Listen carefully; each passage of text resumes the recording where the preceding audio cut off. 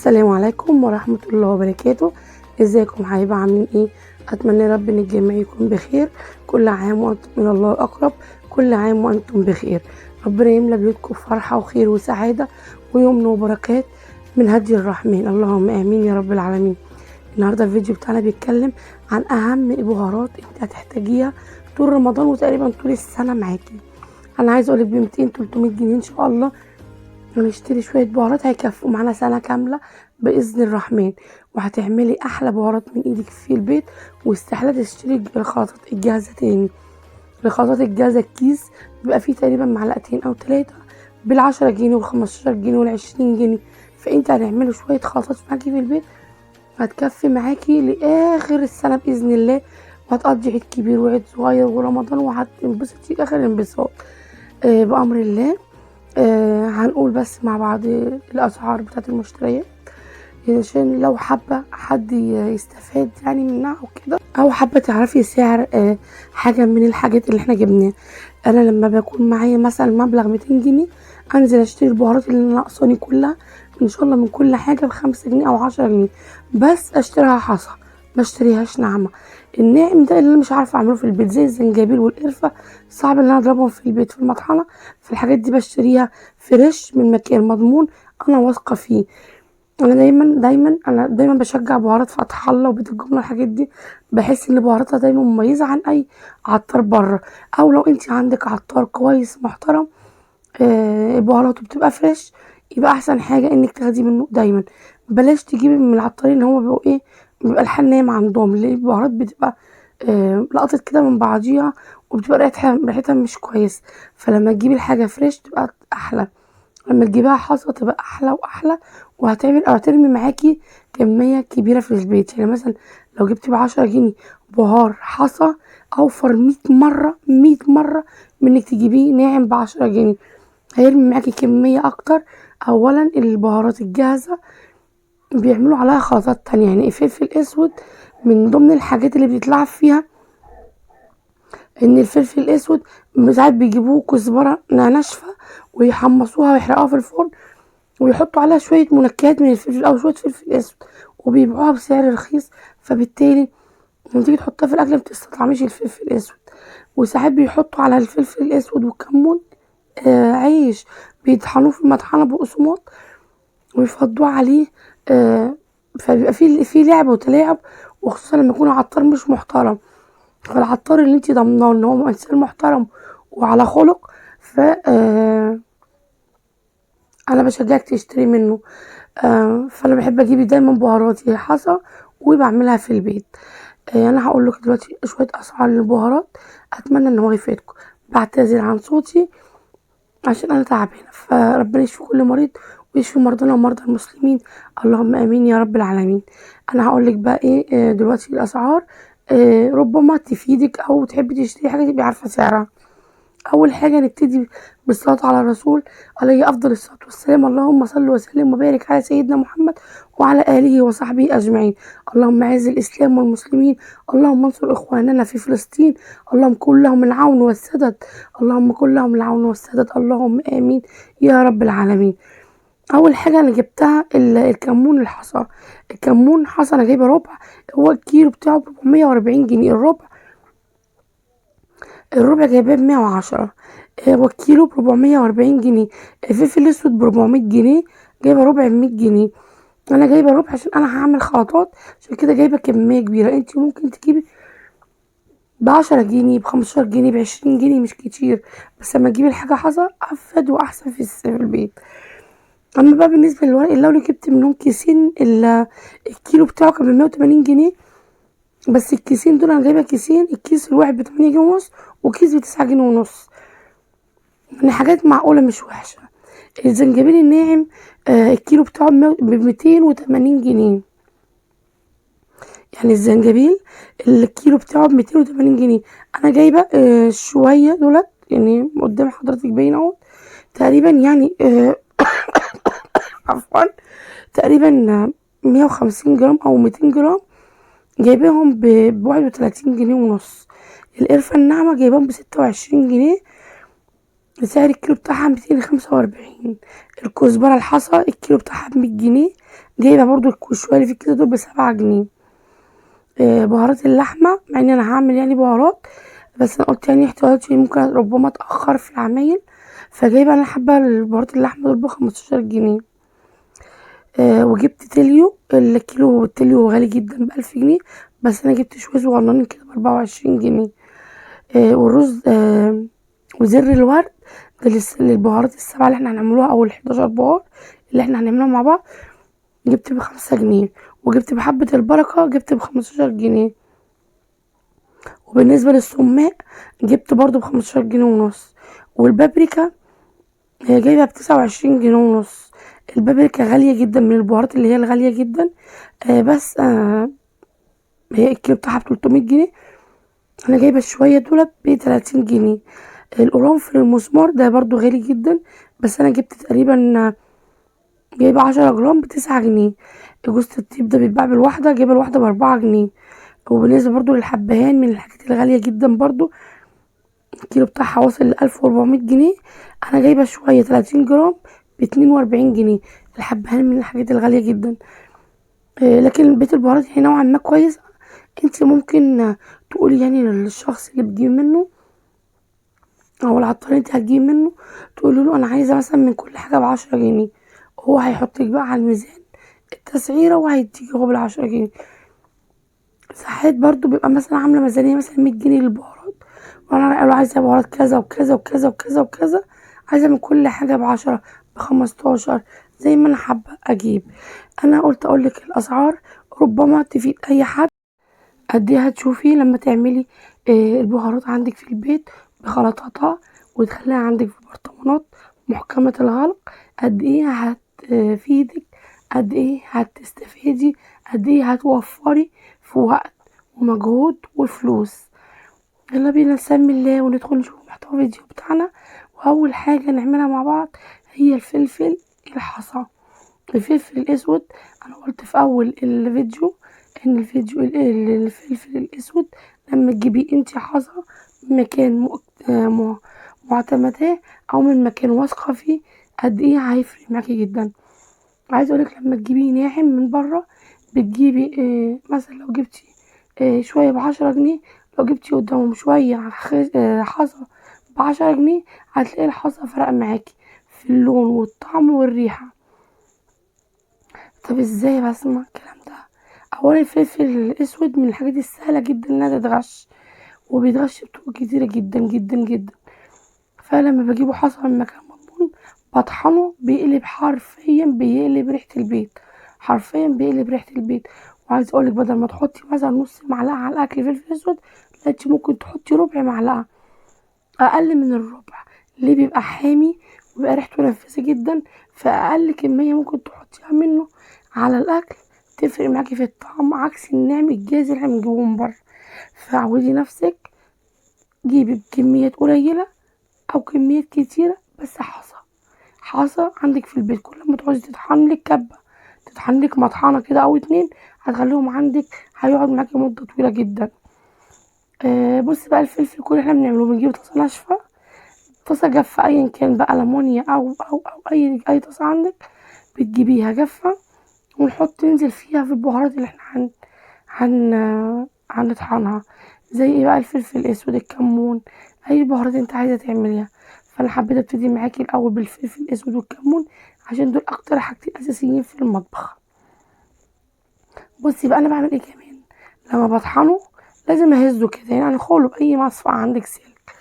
مش حابة عندك متأكدة ان مطحنتك بتطحن ناعم، ان شاء الله كنت بجودة 90%، يبقى خلاص متهزهوش كده، يعني متطحنهوش، متغربلهوش يعني.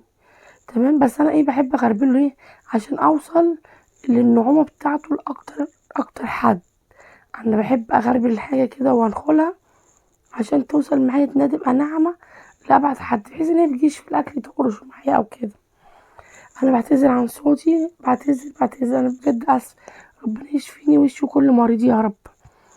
بصي بقى، بطحنه بقى كده، وبعد ما بغربله باخد اللي اتغربل ده كله، واروح جايه حاطينه طحنه كمان. هوريهولك دلوقتي هوريهولك دلوقتي. بصي انا كده خدت اللي انا نخلته كله، انا كده خدته. تمام. هديله بقى طحنة كامل عشان اتأكد ان هو ناعم معايا خالص. بصي بقى انا لما اغربله بقى دلوقتي هتلاقي إن نسبة الحصى اللي فيه قلت خالص خالص خالص عن الاول. بصي قد ايه بقى سهل وجميل، وكفايه الريحه بتاعته قد ايه بتبقى قلبة الدنيا. بصي ما طلعش ايه طبعا، ما طلعش حاجه يعني، شو دول مش عارفين، ما انا هحطهم عليهم. بس انا عايزه اعرفك يعني، شوفي يعني ما طلعش حاجه، كل الكميه اتطحنت وبقت ناعمه جدا. وبقى عندك فلفل اسود في البيت في منتهى النظافه ومنتهى التوفير. بدل ما تحطي نص معلقه على الاكل، لا حطي ربع معلقه فلفل اسود، هتلاقي ان الاكل بقى نكهته كويسه جدا وجميله جدا. وادي اول حاجة خلصناها. هندخل على الكمون برضو، هنعمل برضو نفس الخطوات هي. انا كنت جايبة كمية ربع وربع ليه الفلفل الحصى، عملت منه جزء وشلت جزء. تمام.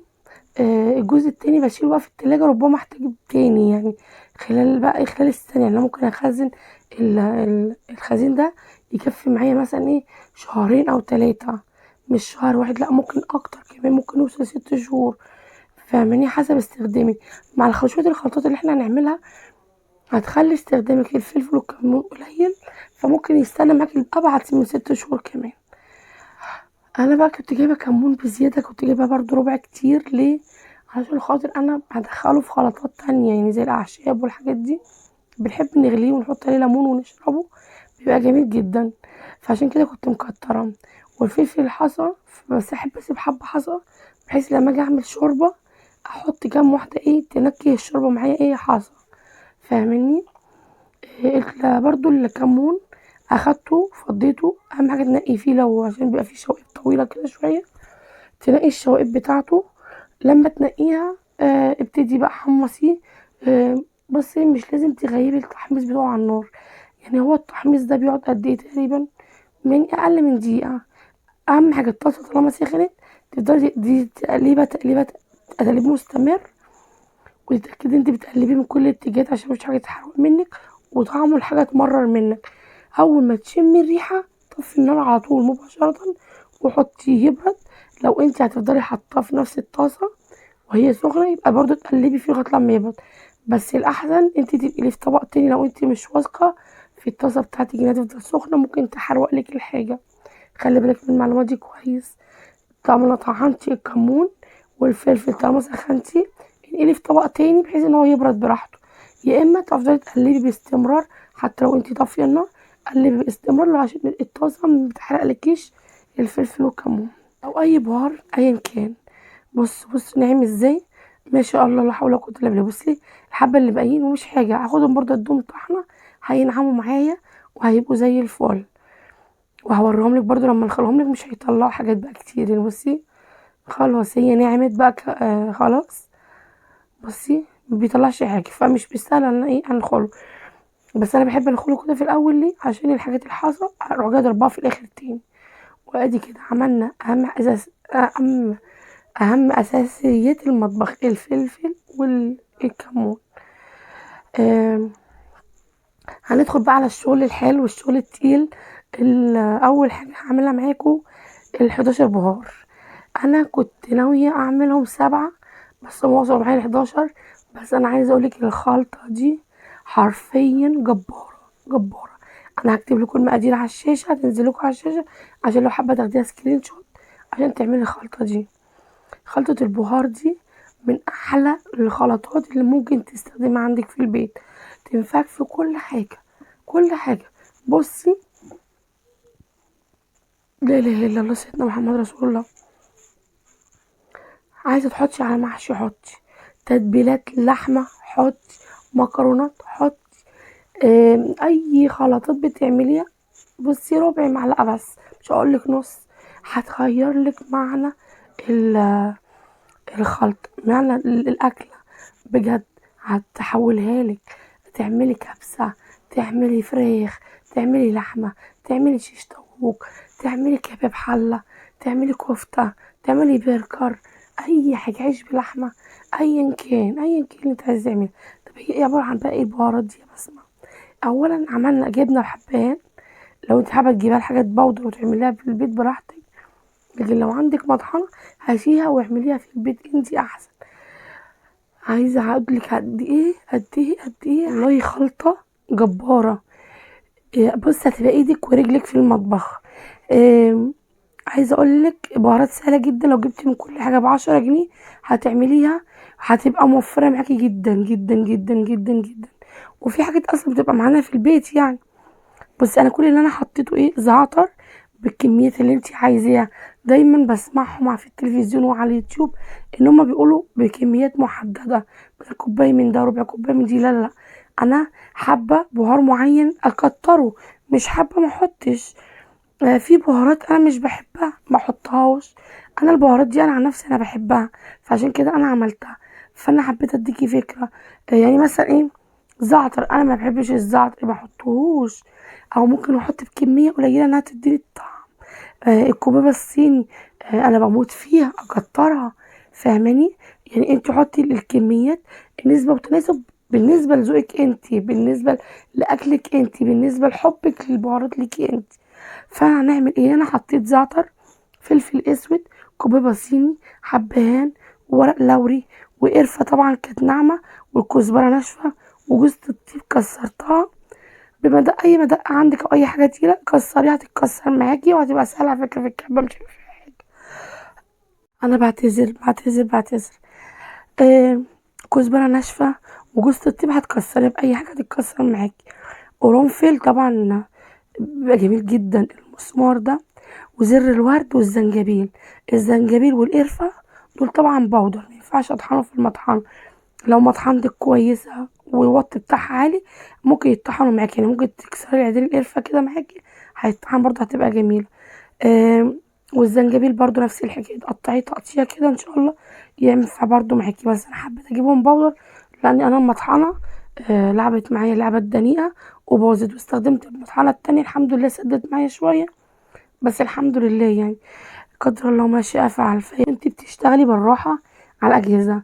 الفيديو ده انا كنت مصوراه قبل ما اتعب على طول، المفروض ان انا كنت اسجله معايا وانزلكم، يعني انزل الفيديو ده من بدري. بس مشكلتي اللي انا كنت دخلت في دور رعايه اكتر من 15 يوم، فحرفيا ما اشتغلتش خالص، كنت بصور بس وبركن التصوير بتاعي على جنب والله، لغايه لما ربنا يكرم ان شاء الله وينزل لكم. فانا متاسفه، المفروض الفيديو ده كان نازل بدري عن كده لو انت حابه تحضري رمضان. بس الفيديو ان شاء الله انا اوعدك انك هتحفظيه عندك، هي... هيفيدك جدا خلال طول السنه بامر الله. بصي بقى انا باخد بقى الكميه اللي انا عملتها دي كلها، عملت فيها ايه، خدتها على في الطاسه برضو طاسه ناشفه، وقعدت ايه على النار حوالي دقيقتين 3 كده مش كتير، لغايه لما اشم ريحه البهارات. وابتدي برضو اطحنه في المطحنه جزء جزء، والجزء اللي انا اطحنه برضو ايه انخله. آه كل ما انخله اخد الجزء اللي لسه حصى واروح جايه ايه طحناه تاني، لغايه لما يتبقى ايه آه شويه حصى كده في الاخر. لا ما اخدهمش بقى، اخليهم بقى على جنب عشان خاطر ايه لما اجي اعمل تتبيلات او حاجات من دي ما يجيش معايا في الاكل، تبقى ايه لان ده بيبقى ورق لوري وحاجات من دي ممكن يمرر معايا. فخلاص هو كده جاب اخره يعني، اخر حبه صغيرين دول بلاش منهم. ممكن نخليهم تدخليهم في يعني انا حوشت الحاجات ديت، خليتهم في برطمان صغير عندي، اخليهم عباره عن ايه ان هم زي تتبيله. مثلا بعمل حاجه تتبيله بفلفل حصى، او انقع اعمل محلول نقع مثلا، ممكن احط معلقه صغيره فيها تعمل نكهه يعني مش اكتر يعني، بدل ما ارميهم. انتوا عارفين الحاجه خساره، والحاجه بتتجاب بمبلغ وقدره، فمش عايزين يعني نخسروا حاجه. بس احنا كده عملنا مع بعض ايه، الفلفل الاسود، الكمون، وال11 بهار. عندنا بقى دقة بحب اعملها جدا جدا جدا معايا في المطبخ، ايدي ورجلي يعني جدا جدا جدا. عايزه اقولك ما بسيبش مطبخي فاضي من غيرها، كل لما تخلص اعمل تاني. طب عباره عن ايه دقه الانقاذ دي، ملح كتير، يعني جيبي مثلا كيس ملح، برطمان ملح فضي وحط عليه معلقه كبيره كمون، معلقه كبيره فلفل اسود، معلقه كزبره، ومعلقه شطه. ما اقولكيش. بصي بقى، اللي بيض حطي، حمري بطاطس، اي طبيخ لو بتحطي عليه فلفل وكمون حطي. ايه تاني، بتعملي شويه مكرونه بيضه كده حطي على دقه المكرونه.